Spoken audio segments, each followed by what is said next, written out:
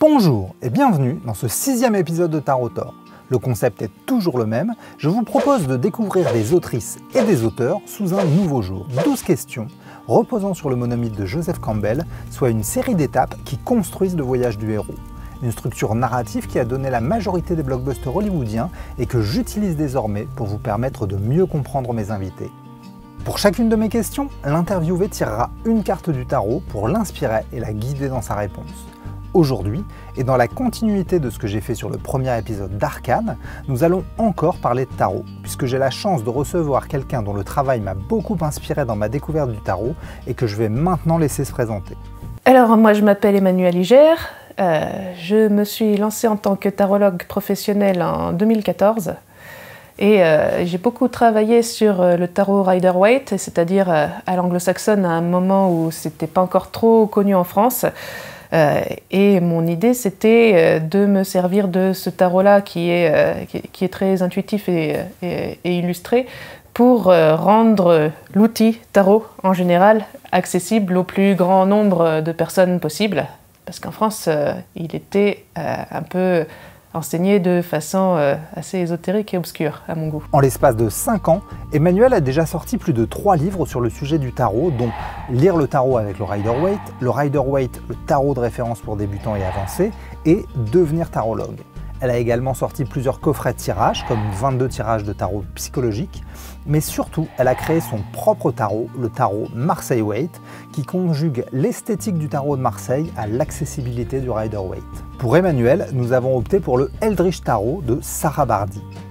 Avant de vous en dire plus, il me semble important de vous parler de Howard Philip Lovecraft. Il s'agit d'un auteur de science-fiction et d'horreur né à la fin du 19e siècle et réputé depuis pour ce qui a été nommé le mythe de Cthulhu. Si l'auteur n'a pas connu le succès de son vivant et a imprégné son œuvre d'une idéologie réactionnaire et raciste, ce que nous ne cautionnons pas sur cette chaîne, il a aussi ouvert une toute nouvelle porte à l'imaginaire cosmique qui inspire encore aujourd'hui des artistes majeurs comme Alan Moore ou Guillermo del Toro. Si Lovecraft était indiscutablement un génie créatif qui a su saisir la peur de l'inconnu comme personne, il est important d'être conscient des aspects condamnables de son idéologie pour pouvoir s'en distancier et apprécier les autres qualités de son travail. J'en parlerai plus précisément dans le prochain épisode d'Arcane, mais il me paraissait déjà important d'aborder ce point ici. Concernant le Eldritch Tarot, c'est un jeu qui repose sur l'ensemble de l'œuvre de Lovecraft. Les arcanes majeures font toute référence à une nouvelle différente, tandis que chaque famille des mineurs illustre une nouvelle en particulier. Ainsi, la famille des coupes met en image Prisonnier des pharaons, que Lovecraft a écrit pour le magicien Harry Houdini. On notera aussi que les tentacules remplacent ici la famille des bâtons. Le parti pris graphique du jeu est très intéressant. Si l'on associe plus volontiers Lovecraft à des ambiances réalistes et crépusculaires, comme peut le faire Gu Tanabe dans ses adaptations en manga, le dessin est ici plus cartoon et très coloré, ce qui crée une distance salutaire avec les thématiques. Niveau conception, c'est assez basique. Si l'on exclut le coffret en bois de l'édition collector, le jeu ne bénéficie que d'une boîte carton simple, le grammage des cartes n'est pas très épais et la tranche est toute blanche. Surtout, on regrettera l'absence d'un livret pour expliquer les choix de l'artiste et aider les débutants à interpréter les cartes. Le prix n'apparaît donc pas très justifié en dehors du nombre probablement limité d'exemplaires. Puisqu'Emmanuelle est ma première invitée plus centrée sur le tarot, il me semblait important qu'elle nous explique sa vision de la pratique. Alors toi et moi on va être d'accord sur le fait qu'on va se démarquer tout de suite du côté voyance qu'on voit dans les films hollywoodiens à la Madame Irma, etc. Pour moi, l'intérêt du tarot, il n'est pas là. Pour moi, l'intérêt de tirer les cartes, c'est que c'est un outil qui va nous permettre de raconter une histoire de manière incontrôlée. Et je trouve que c'est intéressant en tant qu'outil de développement personnel. Pourquoi ? Parce que on est tous faits d'histoire. On passe notre temps à regarder des fictions, à se raconter des histoires les uns aux autres, et surtout, chacun d'entre nous se raconte une histoire de sa propre vie en permanence. Et on peut voir au fur et à mesure de notre évolution et des expériences qu'on fait que cette histoire qu'on se raconte de notre vie, elle change. Et l'histoire qu'on se raconte de nous-mêmes, parfois elle est libératrice, parfois elle l'est un peu moins, elle peut être un peu bloquante, par exemple, quand on se dit « moi, de toute façon, toute l'histoire de ma vie, c'est l'histoire d'une victime, donc j'ai vraiment la poisse, il m'arrive que des catastrophes, etc. » Ça, c'est une narration.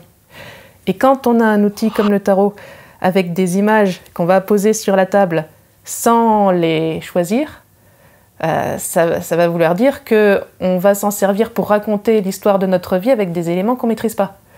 Et du coup, ce que ça va faire, c'est que chacune des cartes qu'on va tirer sans l'avoir choisie, comme elle ne va pas sortir en fonction de nos croyances et de nos préjugés et de nos grilles de lecture, comme elle s'en fout complètement, elle va venir titiller un peu l'histoire qu'on s'est racontée. Et on va se dire, ah bah tiens, si je joue le jeu le temps du tirage, comment est-ce que ça se fait que le tarot, il raconte de moi que, en fait, je suis pas du tout une victime, mais que, je sais pas. Ça va être le petit déclencheur qui va nous amener à penser notre histoire d'une façon différente. En tout cas, rien que le fait de poser sur la table une histoire de notre vie qui est différente de ce qu'on se raconte habituellement, ça va être le point où on va se dire, bah tiens, une autre histoire est possible. Et j'ai la liberté de prendre ce que me raconte le tarot ou pas, mais en tout cas j'ai la liberté de modifier mon histoire, peut-être pour arriver à une narration qui est un peu plus fluide et un peu plus ouverte pour moi. Donc ça permet de prendre conscience de pas mal de choses dans le sens où on pense toujours avec nos croyances. Et si on utilise un outil qui est incontrôlable avec des cartes mélangées au hasard, tirées aléatoirement, etc., par contraste, ça les fait apparaître très fort, ces croyances. Et donc, on peut en prendre conscience, ce qui est pas très facile autrement, et donc, on peut s'en dégager. C'est ça que je trouve fascinant dans cet outil-là. Mais maintenant, voyons ce que le Eldritch Tarot va nous dévoiler de l'histoire d'Emmanuel.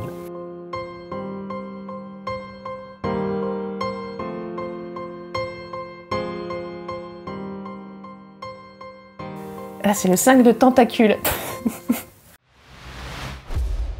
Alors le 5 de bâton, il est censé aller dans tous les sens, mais là, les tentacules, elles sortent du marais. Il y a des lumières dans le marais, et puis ça clapote un petit peu, quoi. Et moi, j'ai envie de dire, les origines, elles sont floues. Ah tiens, il y a un zombie pendu, là. Ok. La famille des bâtons est celle de la passion, de l'énergie. Le chiffre 5 est celui du changement et des crises. Le 5 de bâton est une carte de conflit. Elle évoque les défis à relever pour s'accomplir, la rivalité avec les autres, mais aussi les tourments intérieurs. Moi, avant de faire du tarot, j'avais absolument aucune idée de ce que c'était que le tarot.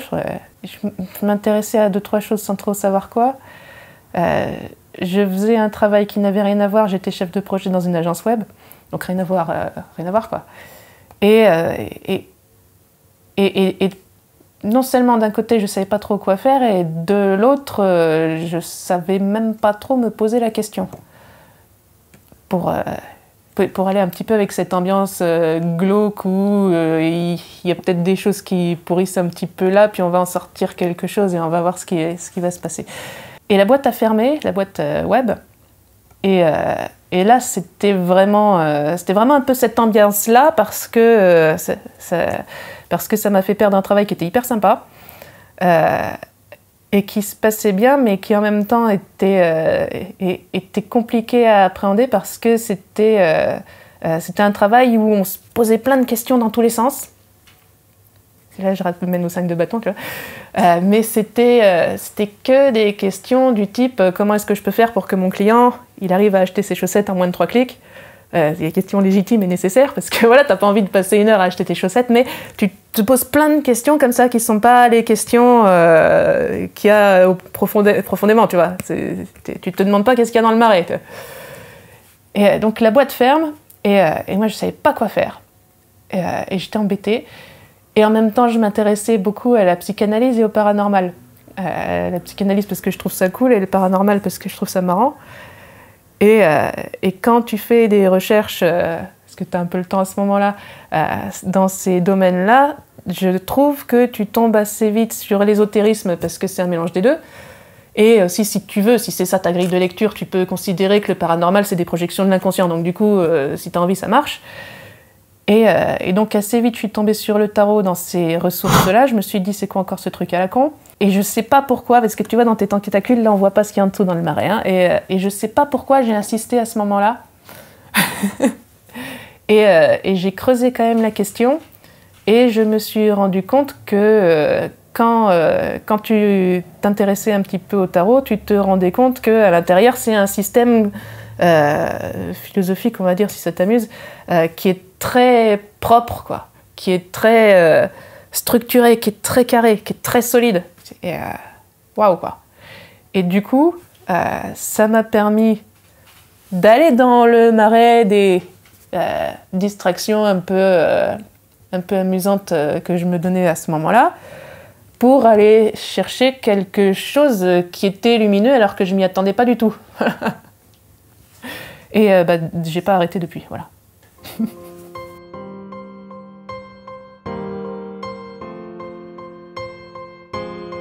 Right. Alors ça c'est le 6 de coupe. Oh. Alors moi je m'en souviens dans le 6 de coupe, dans les systèmes Rider-Waite comme le partage, voilà, j'ai envie de donner, de faire plaisir, mais alors là ça c'est Nyarlathotep, Osiris, je sais pas quoi, qui est un peu vénère, et qui est en train de lancer ses coupes partout autour de lui.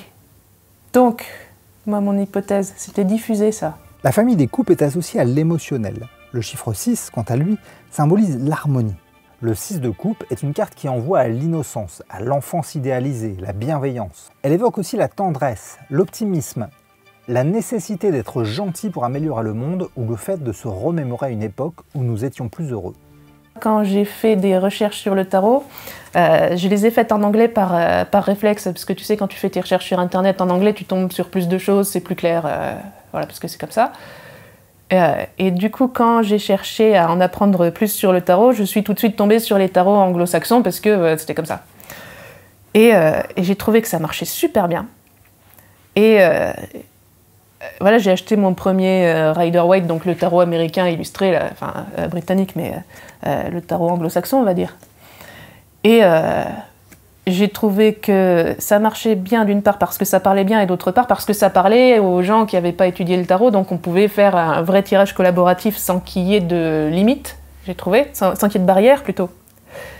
Et je trouvais ça génial et j'ai eu envie de partager un peu ce que j'avais trouvé par enthousiasme, et là j'ai vu que ce qui s'offrait en France c'était sur le tarot de Marseille, et là aujourd'hui ça a un peu changé avec Instagram et tout, mais à cette époque-là c'était très fermé, c'était très obscur, c'était si t'as pas compris Jodorowsky, tant pis pour toi, puis Jodorowsky il faut se le taper quand même.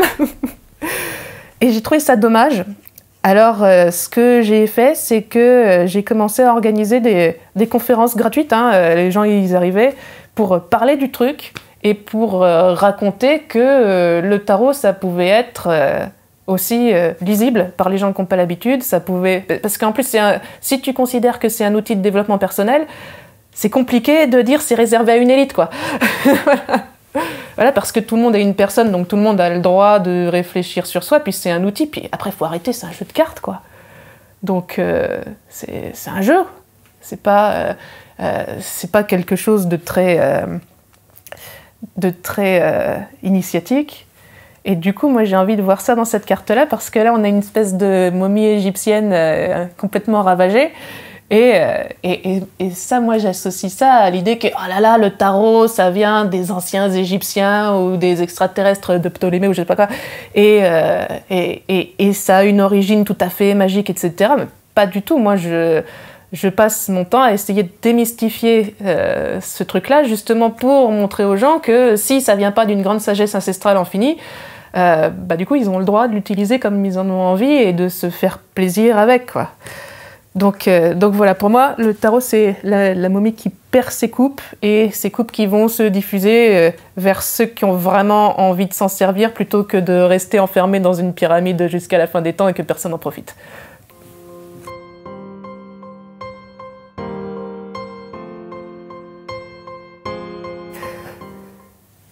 Ah, c'est le 8 de denier, et ils sont en train de courir dans un tunnel de shogi, de shogot avec des pierres étoiles un peu partout, et ça n'a pas l'air de bien se passer pour eux.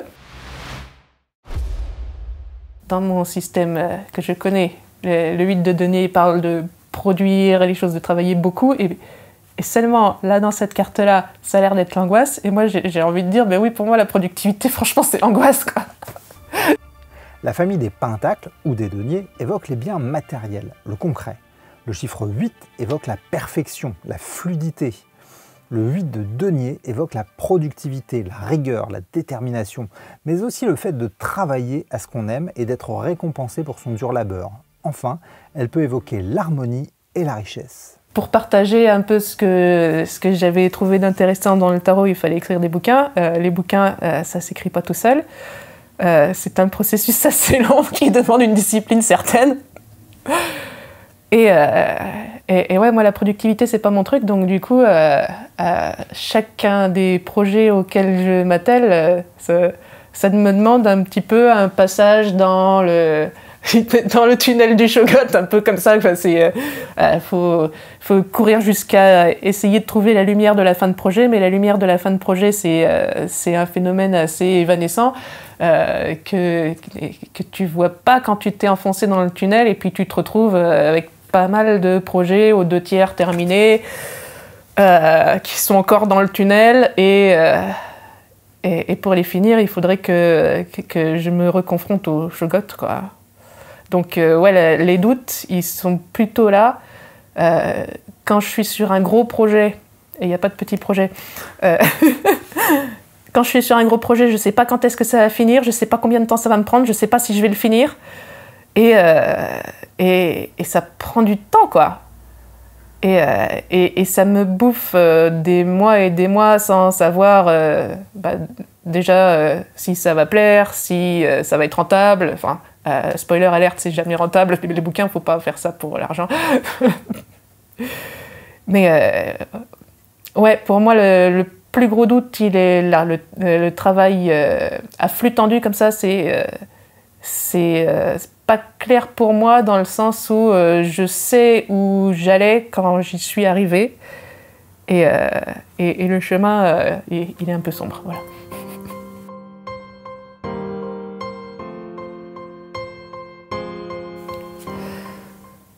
Et là, on a le 10 de tentacules. Donc j'ai envie de te dire, mais trop, quoi. Trop, il y en a dans tous les sens. Là, il y a une espèce de vortex au milieu d'un lac vers lequel toutes les tentacules sont attirées, il y en a partout. Le 10 est un chiffre de transition. Il symbolise le passage à une étape supérieure. Le 10 de bâton évoque le fait d'avoir un fardeau trop lourd à porter. Il invite à trouver un nouvel équilibre, à gagner en légèreté pour pouvoir aller plus haut. Quand j'ai commencé à prendre le tarot, j'ai lu tout ce sur quoi je pouvais mettre la main. Donc du coup, c'était intéressant parce que j'ai lu beaucoup de bêtises et j'ai lu beaucoup de choses de grande qualité, mais c'était vraiment ce vortex-là. Il y a plein de choses. On va ramener toutes les infos, donc tout le monde est un mentor dans le sens où on voit bien que chaque livre qu'on peut lire sur le tarot apporte une vision différente du tarot. On voit bien que si on cherche les significations des cartes et qu'on va chercher dans les livres, tous les livres se contredisent, donc du coup ça peut être un problème. Sauf quand on a compris à la fin que tout converge vers ce trou qui est au milieu de ta carte là, qui est l'idée que si tu t'intéresses au tarot, c'est pas pour apprendre par cœur les significations qu'a donné un tel, ou trouver les vraies significations, parce que historiquement ça se tiendrait pas, mais c'est pour te rendre compte que chaque personne qui a écrit sur le tarot, en fait, elle s'en foutait un peu du tarot, parce que l'intérêt de ce jeu-là, c'est que ça te donne une structure qui est hyper claire. T'as 22 majeurs, t'as les chiffres de 1 à 10, t'as les cartes de cours, toujours pareil, t'as les 4 éléments. Et toi, en tant que sujet de ta vie, tu te débrouilles pour raconter l'histoire de la vie avec ces cartes-là.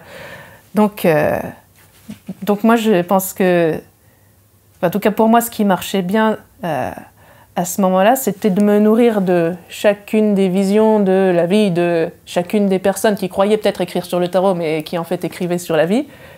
Et du coup, moi, ce qui restait chez moi, c'était premièrement les choses qui m'ont parlé à moi, c'est-à-dire que quand moi je parle de mon tarot, je parle de moi, je parle de ma façon de percevoir les choses de la vie. Et ensuite, ce qui m'intéressait vraiment, c'est ce vide, tu vois, ça c'est un trou, il n'y a rien, quoi. Donc c'est l'idée que le grand intérêt du tarot, c'est qu'il n'existe pas, quoi. C'est que c'est un prétexte, mais c'est un prétexte qui est hyper intéressant parce que c'est un prétexte pour parler des choses importantes de façon structurée. Et donc, pour en parler de façon un peu plus intelligente que si on n'avait aucun cadre, quoi. Donc voilà, c'était ça mes mentors.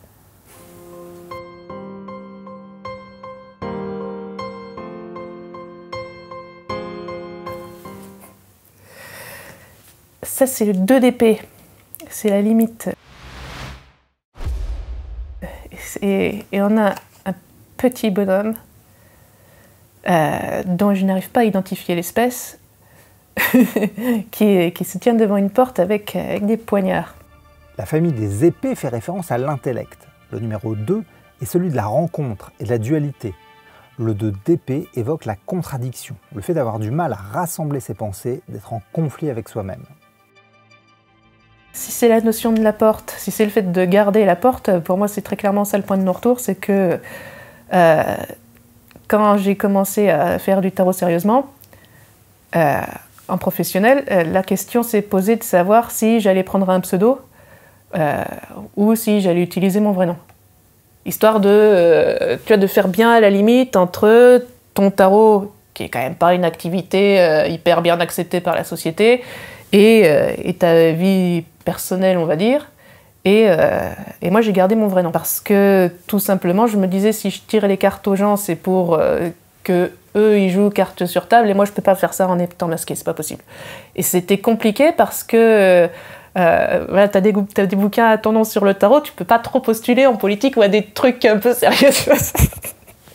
Donc ça, c'était clairement un point de non-retour. C'était la question de est-ce que je protège, est-ce que je ferme la porte sur ma vie privée ou pas. Et donc maintenant c'est sorti, donc ça on revient pas en arrière. À moins qu'il faudrait que je m'invente un pseudo pour mon propre personnage, mais non, c'est trop compliqué.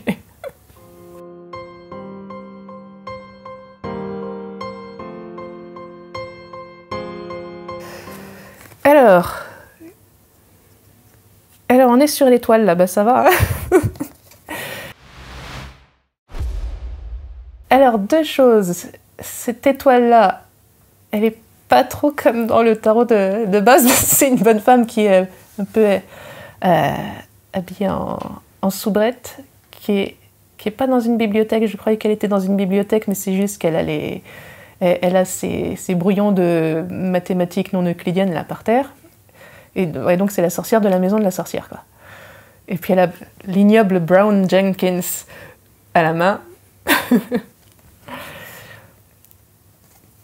Ok, le soutien de la maison de la sorcière, ouais, non, ok. L'étoile est une carte de paix. Elle évoque la plénitude d'avoir trouvé sa place, de pouvoir s'assumer dans sa vérité nue. C'est une carte d'accomplissement qui peut aussi bien évoquer une femme sensuelle qu'une star ou la lumière des cieux qui nous montre le chemin dans la nuit. Alors j'ai choisi, parmi les tarots que tu m'avais proposés, j'ai choisi le tarot Lovecraftien parce que Lovecraft c'est vraiment une influence qui est importante pour moi. Je l'ai découvert à 8 ans, je ne sais pas si c'était une bonne chose ou pas, mais c'est comme ça. Et pour moi, le personnage de la maison de la sorcière, il est hyper important parce que c'est le personnage chez Lovecraft qui te montre que les choses qui sont de l'ordre de la magie occulte, c'est pas tant du surnaturel que de la mathématique. Et c'est une science qu'on comprend pas trop. Et la sorcière, elle arrive à passer entre les angles justement parce qu'elle a compris comment les calculer d'une façon qui n'est pas habituelle. Et moi, j'ai pas eu d'obstacle quand je me suis lancée parce que j'étais très à l'aise, de par cette culture-là, à mon avis, j'étais très à l'aise avec l'idée qu'on peut faire quelque chose qui a l'air occulte, qui a l'air paranormal, qui a l'air effrayant, en étant structuré et en se disant mais de toute façon je ne suis pas en train de faire quelque chose d'impossible, je suis en train de faire de la psychologie avec un autre vocabulaire, et ça en fait je l'ai toujours fait, quoi. Et du coup ça m'amuse que la sorcière elle arrive à la place de l'étoile dans ce tarot-là, parce que l'étoile c'est l'idée d'être à sa place. Et dans les tarots traditionnels, c'est un peu le moment où tu sens que les choses coulent de source, tu vois, parce que c'est naturel, parce que tu es un peu à l'endroit où tu dois être, donc c'est pas compliqué, donc j'ai pas eu d'obstacle pour me lancer, et quand je reviens sur ce qui s'est passé, je trouve ça un peu étonnant d'ailleurs, parce que j'y étais un peu n'importe comment en disant « Ah, regardez ce que j'ai trouvé, c'est vachement sympa !» et ça a suffi, quoi. Et je pense que si ça a suffi et que si ma façon de présenter les choses a plu à ce moment-là, c'est que j'avais un peu l'attitude de la sorcière. J'ai écouté j'ai appris, j'ai étudié quelque chose scientifiquement, et on va faire de la magie avec, vous allez voir. C'est pas de la magie, c'est de la science, mais ça va vous ouvrir des perspectives que vous connaissez pas. Donc c'est plutôt une absence d'obstacle que je vois dans cette carte-là.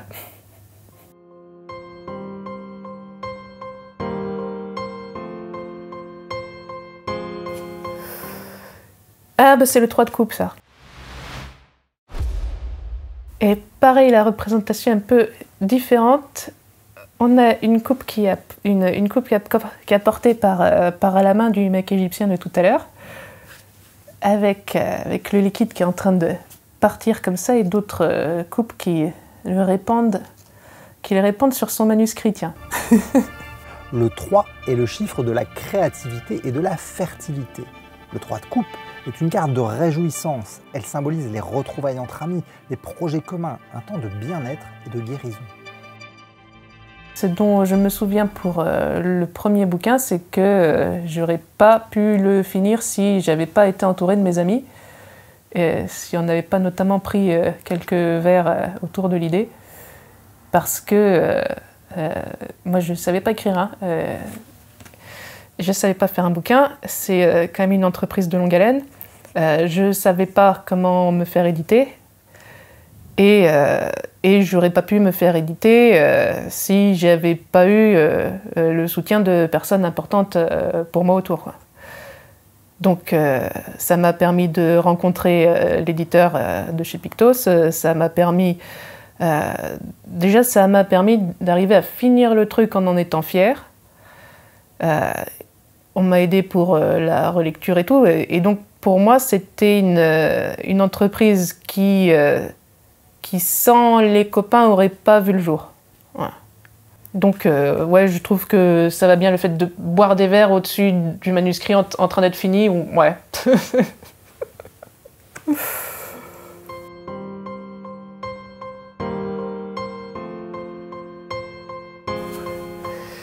C'est le 8 d'épée, c'est les croyances limitantes. Et, attends, il y a un bonhomme, il est dans une bibliothèque, il vénère. Il est pas très content, il est sur son bouquin, et pourquoi il est pas content? C'est quoi son problème? Il y a un autre gars qui est en train d'emprunter des livres derrière. Le 8 d'épée évoque les croyances limitantes. C'est une carte qui invite à ne pas se laisser aveugler, à se dépasser pour s'accomplir. Qu'est-ce qui aurait pu me faire tout abandonner? Peut-être... Bon, là ça va, hein, j'ai pas abandonné. Donc l'obstacle il a été surmonté. Mais franchement, quand les gens souhaitent vraiment que le tarot soit ce dont ils ont envie, ce qu'ils ont envie de voir, c'est fatigant, quoi. Par exemple, les gens qui essayent de vendre au public l'idée que le tarot est un dispositif magique des anciens Égyptiens, etc., parce que ça fait rêver, parce que ça fait du mystère et parce que ça leur donne du prestige, je trouve que c'est pas cool, parce que c'est une façon de prendre l'emprise sur les gens. Et je trouve que c'est doublement pas cool avec le tarot, parce que moi je trouve que l'intérêt de cet outil-là, c'est que comme ça te permet de prendre conscience de tes croyances, ça te permet de t'en libérer. Donc je trouve que c'est compliqué d'essayer d'utiliser un outil qui sert à libérer les gens en mettant de l'emprise dessus. Et c'est ce à quoi me fait penser ce bonhomme un peu vampirique là, qui est en train de protéger son bouquin, et qui est pas content parce qu'il y a quelqu'un d'autre qui essaye d'aller chercher les sources historiques derrière. Et ça, je trouve que c'est une des choses les plus difficiles parce que c'est le moment où il n'y a pas de dialogue possible. Voilà. Parce que si tu vas voir les livres d'histoire et que t'en déduis, parce que c'est ce qui est écrit, le tarot c'est pas du tout un outil mystérieux parce qu'il n'y a pas du tout de... Il n'y a pas de mystère concernant les origines, il n'y a pas de problème vraiment, c'est pas du tout... originellement, c'est pas du tout un truc occulte. T'as ça dans l'histoire, t'as les sources, t'as tout ce qu'il faut. Et derrière, tu vas voir des gens qui éventuellement font passer des documentaires sur Arte, qui vont dire oui, mais les historiens ont tort parce que l'histoire c'est un ressenti subjectif ou je ne sais quoi. Voilà, ça donne envie d'abandonner. Mais en même temps, je pense que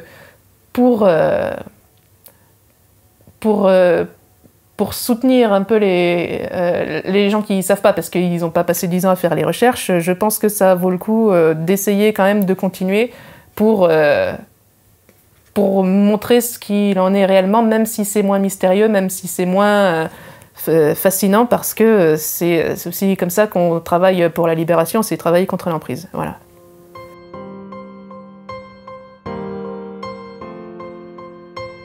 Je peux pas avoir plusieurs cartes là. 3 d'épée. Ah. Eh ben, je pense que ça va aller dans le sens de ce que je viens de me laisser aller à dire de façon un peu polémique, parce que là, sur le 3 d'épée, il y a des gens qui sont vraiment pas d'accord les uns avec les autres. Et en gros, moi, j'arrive avec mes gros sabots en disant non, vous pouvez pas raconter des choses, on va dire, non substantielles sur le tarot. Et puis en même temps, je m'intéresse au tarot, tu vois, c'est pas hyper sérieux non plus. Le 3 d'épée évoque le fait de relever les défis par la logique, ou une volonté de faire évoluer son intellect. Et donc, c'est marrant parce que c'est une façon... Ouais, c'est une façon de se faire des ennemis quand même.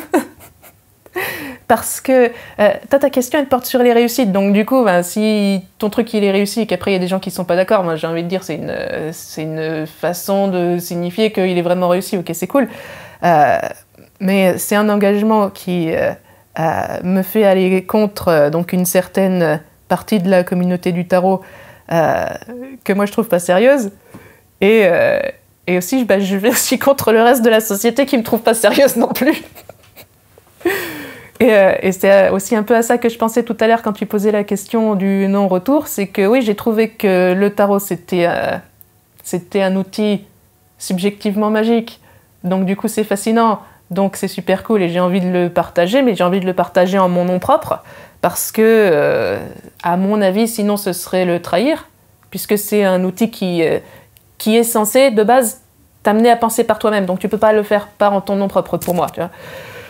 Et ce que ça donne, c'est que oui, ça coupe pas mal de choses. Je raconte belle-mère et tout, je raconte pas. Hein. Voilà.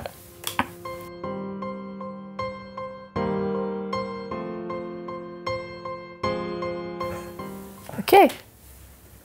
Bah, c'est l'as de tentacule.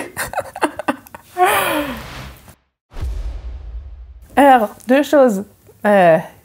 Moi, je sais que l'as de bâton, c'est la motivation, la volonté, etc. Donc, c'est ton étincelle de vie, quoi. C'est cool, mais d'un autre côté, là, notre as de tentacule, il représente une sculpture blasphématoire qui est cachée dans un coffre qui a été ouvert. Le chiffre 1 évoque la force primordiale, l'énergie brute, la graine qui va éclore. L'as de bâton évoque donc le courage, l'impulsion créative, le besoin de créer. Et du coup, vu que moi, ce que j'ai envie de voir dans cette carte-là, c'est que comme je me suis engagée dans ce domaine, on va dire, un peu occulte, tu vois, pour parler vite, là, le coffre, il est ouvert, tu vois, la sculpture blasphématoire, elle est visible par tous. Et moi, ça me fait 2 choses, c'est que premièrement, vu que ça y est, c'est assumé, c'est fait, quoi. Il n'y a plus à le faire, donc du coup, il n'y a plus d'angoisse et il n'y a plus de questions à se poser, c'est plus un sujet, quoi.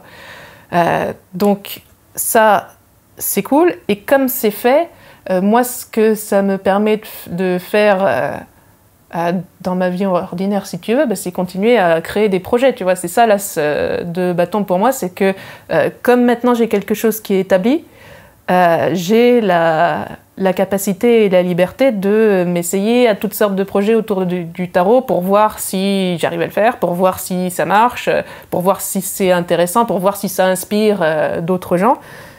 Et je trouve que c'est une énergie bien agréable. Voilà.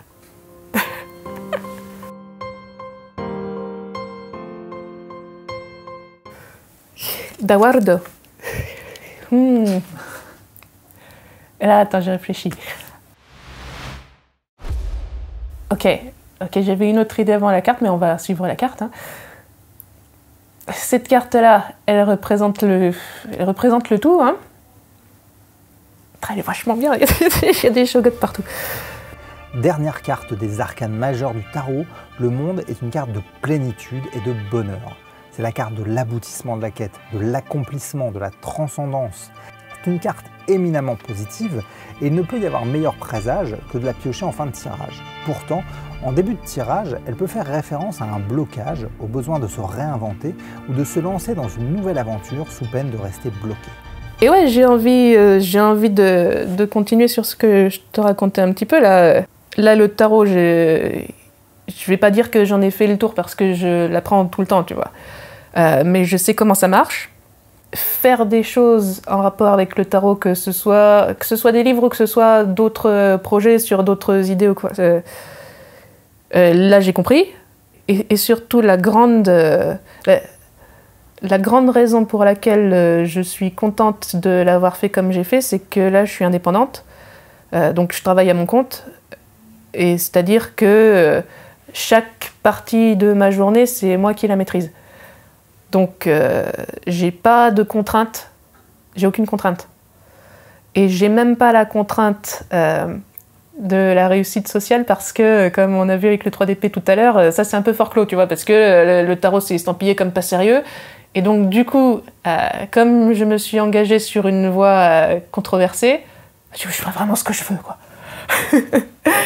et ça me permet de faire des projets qui me font vraiment plaisir parce que je suis pas obligée de les faire rentables. Je suis pas obligée de les faire plaisants. Je suis pas obligée de les faire commerciaux. Je les fais parce que je peux vraiment les faire comme il me semble juste. Donc la résurrection, j'ai envie de dire ça, c'est la liberté que ça m'a donné, ça, maintenant.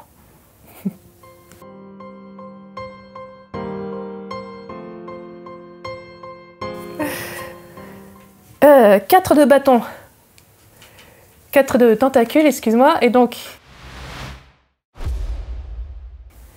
Il y a quelques cultistes qui sont en train de danser autour d'un menhir. Évidemment, il y a une statue de Cthulhu au-dessus, puis il y a les tentacules qui sortent. Le chiffre 4 représente la structure, la solidité. Le 4 de bâton est donc une arcane qui peut faire référence au mariage, une promesse ou à un contrat. Mais c'est surtout une carte qui évoque la stabilité dans l'émotion, la sérénité et l'harmonie. Alors, c'est quoi les cultistes ? Il y a deux choses qui sont importantes dans le personnage du cultiste, à mon avis. C'est que, premièrement, le cultiste, il a une vision de ce qu'il considère un futur souhaitable. Et que deuxièmement, un cultiste, c'est jamais tout seul. Voilà, un cultiste, c'est dans un coven de cultistes, on va dire. Et moi, ce que j'ai vraiment envie de transmettre par rapport à mon parcours, là, c'est que, à l'origine, le tarot, c'était un peu un truc de reclus, quoi. C'est quelque chose qui s'étudie avec des livres, le soir, tout seul. Et c'est quelque chose qui se tire dans l'intimité, tout seul. Ça, c'était ce qu'il y avait avant. Et moi, ce que j'ai découvert, c'est que plus on partage des choses et plus on collabore. J'ai fait pas mal de collaborations avec d'autres gens. Plus on rentre dans des communautés, plus ça enrichit les projets, mais de façon exponentielle. Et du coup, moi, ce que j'aimerais bien donner, et c'est ce que j'ai essayé de faire dans les derniers bouquins, c'est tombez pas dans le piège de l'introversion, parce que c'est un outil d'introverti. Profitez-en pour créer des vrais liens.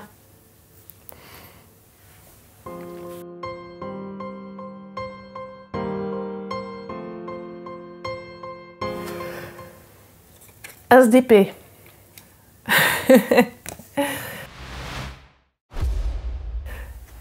Alors, deux choses, parce qu'il y a intelligence, rationalité, analyse et tout ça. Sauf que là, c'est une dague.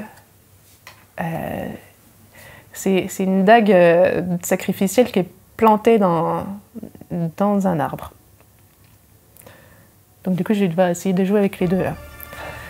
L'as d'épée fait référence à une nouvelle idée, mais aussi au fait d'affronter ses problèmes avec logique et analyse, de savoir se montrer raisonnable. Ouais, moi ce que je pense qui est intéressant pour les gens qui auraient envie de découvrir un peu le tarot, de s'amuser avec ces choses-là, c'est que c'est comme toutes les choses de magie, hein, on va dire. C'est un outil qui demande du sacrifice. Pourquoi? Parce que ça demande de passer du temps à étudier, à essayer de comprendre les cartes. Il y en a 78, c'est beaucoup, c'est fatigant. Donc ça demande qu'on y mette du sien. C'est ça le sang qu'il y a sur la dague, à mon avis. Hein. Mais en même temps, moi je pense que ça vaut complètement le coup parce que c'est un outil qui permet de travailler son intelligence. Donc si on ne tombe pas dans le fantasme de je vais suivre mon ressenti et je vais oublier tout esprit critique, le tarot c'est un outil qui peut fonctionner à la rationalité pure et qui peut nous aider à nous structurer. Pourquoi? Parce que c'est quoi tirer le tarot? On n'en a pas trop parlé là. Tirer le tarot, c'est une question sur ta vie. Ça veut dire qu'il y a une partie de ta vie sur laquelle tu n'as pas les idées claires. Tu ne sais pas ce que tu veux, tu ne sais pas comment t'y prendre, tu ne sais pas comment ça va se passer le truc parce que juste tu ne sais pas ce que tu es en train de faire. Qu'est-ce que tu fais quand tu tires le tarot? Déjà, tu vas prendre un moment pour poser ta question. Donc tu vas formuler ta question. Et ça, première chose que tu vas découvrir, c'est que c'est pas évident. Donc ça va te demander du travail, ça va te demander de sacrifier du temps pour vraiment écrire ta question sur un bout de papier au propre et tu vas te rendre compte que c'est un travail. Ensuite, tu vas te dire, bon, puisque j'ai cette question-là, déjà j'y vois un peu plus clair. Comment est-ce que je vais poser les cartes? Alors, je vais décider d'avoir comme emplacement, ça c'est mon projet, ça c'est les obstacles, ça c'est... Bon, tu fais ton tirage. C'est-à-dire que tu vas poser une structure pour ta question, que tu n'as pas encore tiré les cartes, que tu as analysé ta question et tu l'as structurée. Donc, tu t'es forcé à suivre un cadre qui est le rituel du tarot, qui a déjà structuré ta pensée. Et ensuite, qu'est-ce que tu vas faire? Tu vas tirer des cartes, indépendamment de ce que tu te racontes et de ce que tu as envie d'entendre, puisque tu les tires au hasard. Et tu vas te forcer à les interpréter en disant « Ok, cette carte-là, elle a telle signification, elle est sur tel emplacement, et c'est en rapport avec ma question. » Donc t'as un triple cadre là, super dur. Donc tu vas faire un grand effort cérébral pour comprendre, toi, malgré ce que tu avais envie d'entendre et malgré tes croyances, qu'est-ce que cette carte-là était venue te dire à toi, à cet emplacement-là, pour ta question à toi. Beaucoup de travail cérébral. Donc ça fait deux choses. Premièrement, ça te donne la possibilité de trouver des choses que tu n'aurais pas trouvées autrement parce que tu n'aurais pas cherché comme ça.